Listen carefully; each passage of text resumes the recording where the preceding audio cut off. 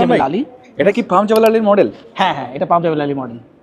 So there are 3 entry Arman ভাই, আমি কেন আপনার থেকে পাম জবেল আলী কিনবো? ভাই আমি দুবাইয়ের লাইসেন্স রিয়েলটর, এই কারণে। আমি কিভাবে বুঝবো আপনি দুবাই লাইসেন্স রিয়েলিটর? আচ্ছা, আমি বলছি একটু পরে। So this is Palm Jebel Ali. There are 3 entry and exit points. Comparing to Palm Jumeirah, it is double size of that. So if you are going to buy any sort of property in Palm Jumeirah, a villa, it will cost you around 30 to 50 million dirham. But in Palm Jebel Ali, it's only 18.1 million dirham, the starting point. So that is amazing and it's a superb investment opportunity we have. So if you want to know more, আপনি যদি কোনো একটা রিয়েলটারের সাথে কাজ করেন, সেই রিয়েলটার আসলে দুবাইয়ের লাইসেন্স রিয়েলটার কিনা সেটা আপনি খুব সহজেই জানতে পারবেন।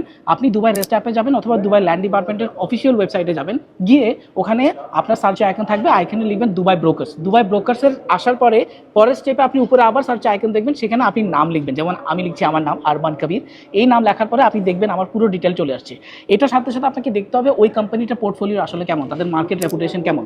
মার্কেট রেপুটেশন যদি ভালো না হয়, তাদের কোম্পানি সাইজ যদি ছোটো হয়, তাহলে তাদের সাথে কখনোই ডিল করবেন না, কারণ পরবর্তীতে আপনার প্রপার্টি রিসেল করা বা রেন্টিংয়ে দেওয়া বা যে কোনো অপশন ফ্লিপিংয়ের অপশনের জন্য আপনার জন্য খুবই অনেক জটিল একটা বিষয় হয়ে যাবে।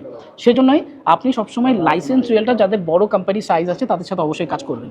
আর এই ব্যাপারে যদি আরও বিস্তারিত জানতে চান এবং পাম জবেল আলীর ব্যাপারে যদি আপনি আগ্রহী হয়ে থাকেন, তাহলে সকল প্রবাসীরা আমার সাথে এখনই যোগাযোগ করুন। আর এই ধরনের নতুন ভিডিও পাওয়ার জন্য আমাকে এখনই ফলো করুন।